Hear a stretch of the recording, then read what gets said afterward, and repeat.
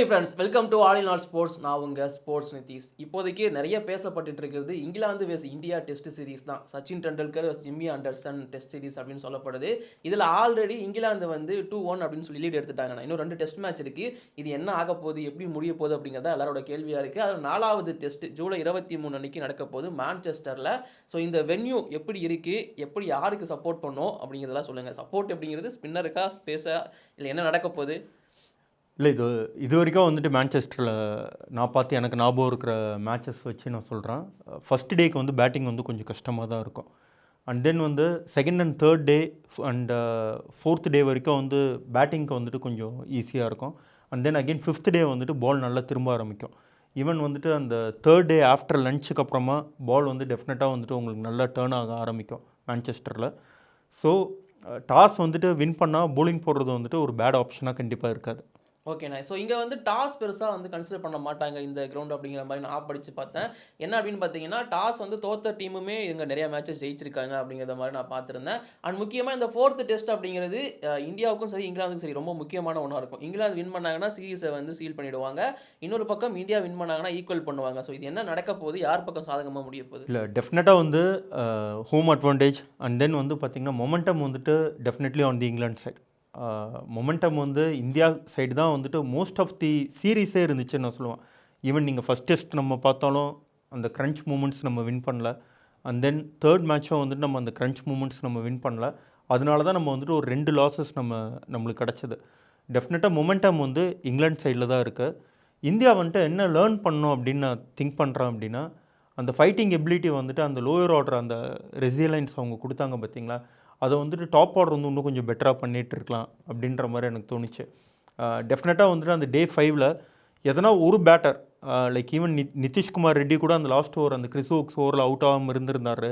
அதுக்கப்புறமா வந்துட்டு அந்த போஸ்ட் லஞ்ச் ஒரு 5 ஓவர் விளாண்டுட்டு இருந்தாங்க அப்படின்னா இந்தியா டெஃபினட்டாக அந்த மேட்ச் ஜெயிச்சிருந்துருக்கும். அதேமாதிரி ஃபஸ்ட்டு டெஸ்ட் மேட்ச்சில் வந்து இங்கிலாந்து வந்துட்டு ஒரு 190 ரன்ஸை வச்சு அவங்க எந்த அளவுக்கு அவங்க ஃபைட் பண்ணாங்க அப்படின்றத நம்ம இந்த மேட்ச் பார்த்தோம். நம்ம ஒரு ஈஸியாக வந்துட்டு ஒரு பவுண்ட்ரி பாலும் அவங்க நம்மளுக்கு கொடுக்கவே இல்லை. ஆனால் ஃபஸ்ட் டெஸ்ட் மேட்ச்சில் நம்மளுக்கு 370 ரன்ஸ் நம்ம டிஃபெண்ட் பண்ணுறதுக்கு சான்ஸ் இருந்தோம். நம்ம 2 சைடுமே வந்துட்டு நம்ம ரன்ஸ் நம்ம லீக் பண்ணோம். இந்த போலிங்கில் அந்த டிசிப்ளின் வந்துட்டு நம்மகிட்ட வந்து இல்லை. அந்த ஒரு ஃபைட்டிங் ஸ்பிரிட் வந்துட்டு இந்தியாவுக்கு வந்துட்டு த்ரூ அவுட் இருந்துச்சு அப்படின்னா இந்தியாவும் வந்துட்டு இன்னும் பெட்டராக நல்லா பண்ணலாம் அப்படின்ட்டு எனக்கு தோணுது. இந்தியா வந்துட்டு ரொம்ப போராக விளையாடல. இந்த டீம் வந்துட்டு ஒரு டிரான்சிஷனில் இருக்கிற ஒரு டீம். இந்த டீம் இவ்வளோ ஃபைட் வந்து இங்கிலாண்டில் போய் கொடுக்கணுன்னே நம்ம யாருமே நம்ம இனிஷியலாக நம்ம திங்க் பண்ணல. இது வந்துட்டு ஒரு பெரிய நல்ல ஒரு பெர்ஃபார்மன்ஸ் இந்தியா பொறுத்த வரைக்கும். பட் நம்ம இன்னும் பெட்டராகவே பண்ணியிருக்கலாம். நம்ம வந்துட்டு இங்கிலாண்டை வந்துட்டு டெஃபினட்டாக நடந்த இந்த தோற்ற 2 மேட்ச்சுமே இந்தியா ஜெயிச்சிருக்கிறதுக்கும் நிறைய வாய்ப்பு இருக்குது. அப்படின்ற அளவுக்கு இந்த டீம் விளையாடுறதே எனக்கு வந்துட்டு ஒரு சந்தோஷமான ஒரு விஷயமாக தான் இருக்குது. டெஃபினட்டாக இங்கிலாண்டுக்கு தான் மொமெண்டம். அகெயின் சான்சஸ் வந்து 60-40 in favour of England. Okay, இப்போவே ரிசல்ட்டை சொல்லிட்டீங்க. சரி, ஓகே. நான் இப்போ வந்து பார்த்தீங்கன்னா பிளேயிங் 11. ஸோ கண்டிப்பாக இந்தியாவிலையும் ஒரு சில சேஞ்சஸ் இருக்கலாம் அப்படின்னு எதிர்பார்க்கப்படுது. இங்கிலாந்திலும் இருக்கும் அப்படின்னு கன்ஃபார்ம் பண்ணப்பட்டிருக்கு. ஸோ ஃபஸ்ட்டு இந்தியாவோட 11 பொறுத்த வரைக்கும் இந்த வீடியோ நாங்கள் எடுக்கிறப்போ இங்கிலாந்தும் 11 ரிலீஸ் பண்ணல, இந்தியாவும் 11 ரிலீஸ் பண்ணலாம். நாங்கள் கன்ஃபார்ம் பண்ணிக்கிறோம். இந்தியா 11ல் வந்து கருண் நாயரோட பிளேஸில் வந்து மேபி ரீப்ளேஸ்மெண்ட் வரலாம் அப்படிங்கிற மாதிரி நம்ம பேசியிருந்தோம். ஆல்ரெடி அதை பற்றி நாங்கள் ஒரு வீடியோ போட்டிருக்கோம். கருண் நாயரோட பர்ஃபார்மன்ஸ் பற்றி இன்னும் பார்க்கலாம், பார்த்துட்டு வந்துருங்க. ஸோ கருண் நாயரோட பிளேஸில் ஒரு ரீப்ளேஸ்மெண்ட் வர வாய்ப்பு இருக்குது, வேறு பிளேயர் வந்து ஆட வாய்ப்பு இருக்குது. அண்ட் அது மட்டும் இல்லாமல் பும்ரா ஆடுவாரா மாட்டாராங்கிறதுல கேள்விக்குறி இருக்குண்ணா. இது 2த்துக்கும் பதில் ஃபஸ்ட்டு சொல்லிட்டீங்கன்னா நல்லாயிருக்கும். பும்ரா வந்து கண்டிப்பாக விளையாடணும் என்னை பொறுத்த வரைக்கும். அண்ட் இன்னொரு முக்கியமான ஒரு விஷயம், பும்ரா வந்துட்டு அந்த இன்ஜரி பற்றி நிறைய திங்க் பண்ணுற மாதிரி, ஆனால் அவருக்கு சுற்றி இருக்கிற எக்ஸ்டர்னல் ஃபேக்டர்ஸ் வந்துட்டு அவர் அதை பற்றி திங்க் பண்ண வைக்குதா அப்படின்றது தெரியல. ஈவன் எனக்கு அந்த லாஸ்ட் மேட்ச்சில் அவுட் ஆன எல்லா பேட்டருமே வந்துட்டு அவங்களுடைய விக்கெட்டுக்கு வந்து வேல்யூ கொடுத்தாங்க. பும்ராவும் ரொம்ப எக்ஸ்ட்ரானரியாக விளாண்டார். பட் ஆனால் ஒன்ஸ் வந்து இங்கிலாந்து வந்துட்டு ஷார்ட் பிச் பால் போட ஆரம்பித்ததுக்கப்புறம் அவர் வந்து அந்த இன்ஜரிக்காக பயந்தாரா அப்படின்றது எனக்கு தெரியல.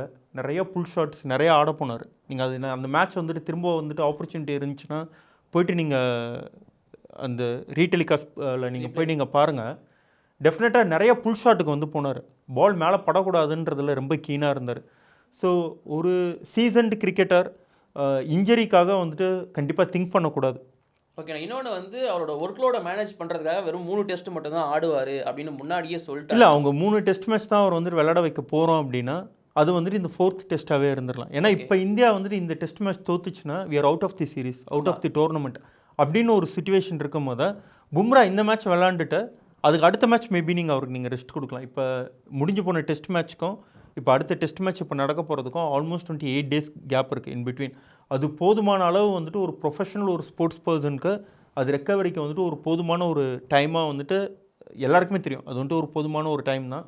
ஸோ டெஃபினட்டாக வந்துட்டு பும்ரா வந்துட்டு இந்த மேட்ச் விளாண்டுட்டு இஃப் இன்கேஸ் அவருக்கு தேவைப்பட்டது அப்படின்னா அடுத்த மேட்ச் அவர் வந்துட்டு ரெஸ்ட் எடுத்துக்கலாம்.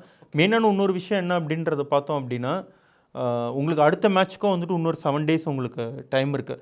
இந்தியா இந்த சீரீஸ் வின் பண்ணுறதுக்கு ஒரு பெரிய சான்ஸ் இருக்குது அப்படின்னா அது பும்ரா இருந்தால் மட்டும்தான் முடியும். லைக் நம்ம கண்ட்ரியில் மட்டும்தான் வந்து பார்த்தோம் அப்படின்னா நம்ம இந்த ஒர்க் லோட் மேனேஜ்மெண்ட் இதெல்லாம் பற்றி நம்ம இவ்வளோ அதிகமாக பேசுகிறோம். ஸ்டோக்ஸ் வந்து இர்ஃபான் பதான் எக்ஸாக்டாக அதை சொல்லியிருந்தாரு.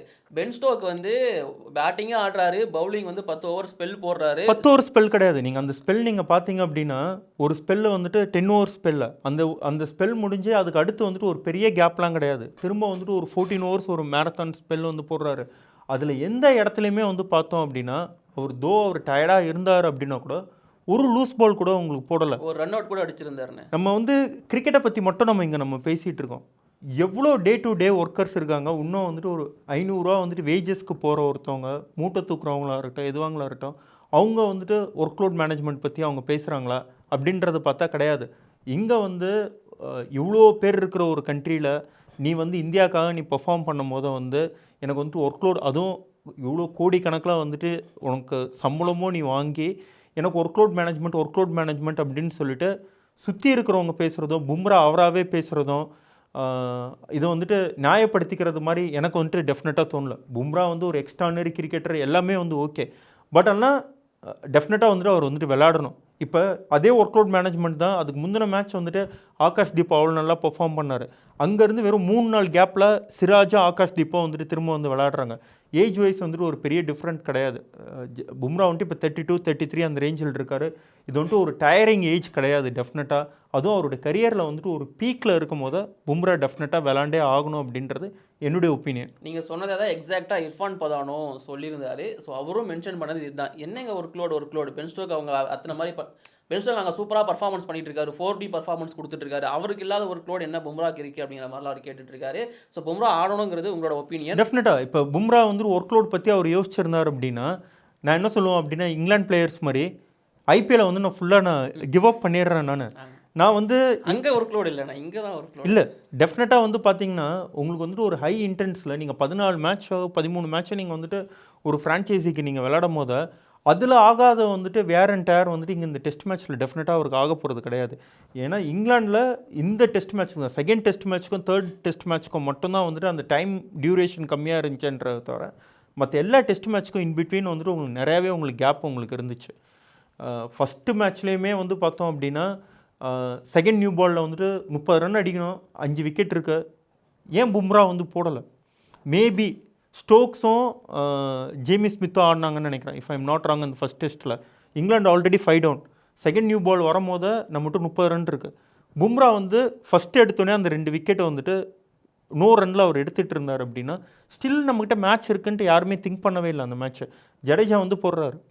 அந்த மேட்ச்சை எதுக்கு இந்த ஒர்க் லோட் மேனேஜ்மெண்ட் வந்துட்டு வருது அப்படின்றது தெரியல. இஃப் இன் கேஸ் வந்துட்டு நீங்கள் வந்துட்டு பும்ரா தான் உங்களுடைய ப்ரைமரி பவுலர் உங்களுக்கு டெஸ்ட் மேட்ச் வின் பண்ண போகிறதுக்கு அப்படின்னா போர்டு ஒரு டெசிஷன் வந்துட்டு கண்டிப்பாக எடுத்தே ஆகணும்.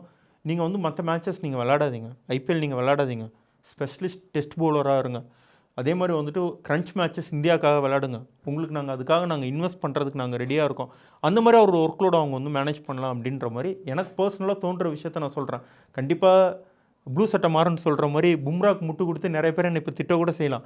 பட் ஆனால் ஒரு இன்டர்நேஷ்னல் ஸ்போர்ட்டு நீ விளையாட நீ வந்துட்டு ஒர்க் லோட் மேனேஜ்மெண்ட் பற்றி நம்ம வந்து பேசும்போது அது ரொம்ப ஒரு தப்பான ஒரு செயலாக எனக்கு தோணுது. எனக்கும் இது கண்டிப்பாக நீங்கள் சொல்கிற மாதிரி தான் ஏற்றுக்கக்கூடியதாக இருக்குது. அண்டு கண்டிப்பாக இந்தியாவோட 11ல் ஏதாவது ஒரு சேஞ்ச் இருக்க வாய்ப்பு இருக்கும்னு எனக்கு தோணுது. அது கருண் நாயர் பிளேஸோ இல்லை பும்ரா பிளேஸோ அப்படிங்கிற மாதிரி.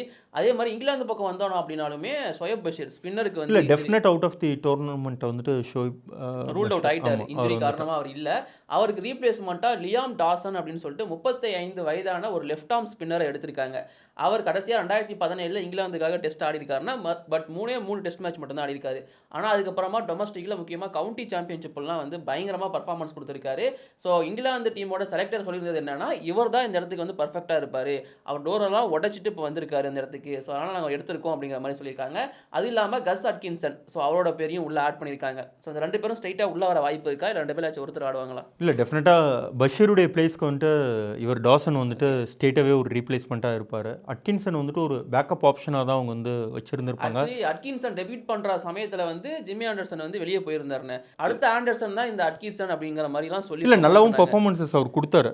அதே மாதிரி வந்துட்டு பேட்டிங்கும் வந்துட்டு நல்லா ஆடக்கூடிய ஒரு பிளேயர் தான் அட்கின்சன்.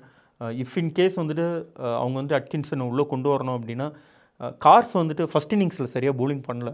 பட் 2வது இன்னிங்ஸில் வந்துட்டு அந்த கார்ஸ் வந்துட்டு ஒரு ஸ்பெல் போட்டார். அந்த கருண் நாயரோட விக்கெட் எடுத்ததாக இருக்கட்டும், அந்த லேட் ஈவினிங் வந்துட்டு அந்த 4th டேயில் அவர் கொடுத்த பர்ஃபார்மன்ஸ், அதுக்கப்புறமா வந்துட்டு 5th டேயில் அவர் போட்ட பவுலிங். ஸோ கார்ஸை வந்து இப்போ அவங்க வந்து ட்ராப் பண்ண முடியாது. அவருடைய பர்ஃபார்மன்ஸ் அவர் நல்லா அவர் கொடுத்துட்டாரு. எதனா ஒரு எதனா ஒரு இன்ஜுரி வந்துட்டு வேறு எதனா ஒரு பிளேயர் வந்து பிக்கப் பண்ணால் மட்டும்தான் அட்கின்சனுக்கு சான்ஸ் கிடைக்கும். அப்படி இல்லைனா கண்டிப்பாக டாசன் மட்டும்தான் வந்துட்டு பிளேயிங் 11க்குள்ளே வருவார். இங்கிலாண்டில் வேறு எதுவும் பெரிய சேஞ்சஸ் இருக்கிற மாதிரி எனக்கு தோணல. அண்ட் அகெயின் இந்தியாவும் வந்து என்னை பொறுத்த வரைக்கும் அது சேம் பிளேயிங் 11ல் போகிறதுக்கு ஒரு 80% ஆஃப் சான்சஸ் இருக்குது. ஒரு 20% ஆஃப் சான்ஸ் மட்டும் வந்து பார்த்தோன்னா நம்ம கருண் நாயருக்கு வந்துட்டு ரீப்ளேஸ்மெண்ட் வந்துட்டு சுதர்ஷன் வரதுக்கும், அண்ட் பும்ரா மேபி அவர் எதனா வந்துட்டு உட்கார வச்சிருவாங்களோன்னு எனக்கு தோணுது. தெரில, பார்ப்போம். ஸோ பும்ரா இல்லாத ஒரு டெஸ்ட் மேட்ச் தான் நம்ம ஜெயிச்சிருக்கோம். ஸோ அப்படி கூட யோசிக்கலாம் அவங்க. தெரியல, இது எங்களோட ஒப்பீனியன் மட்டும் தான் கைஸ். உங்களோட ஒப்பீனியன் என்னங்கிறத மறக்காம கீழே கமெண்ட் பண்ணுங்க. கண்டிப்பாக இந்த மேட்ச் முடிஞ்சதுக்கு அப்புறமா ரிவ்யூவில் நாங்கள் உங்களை சந்திக்கிறோம். இப்போதைக்கு பை பை, தேங்க்யூ.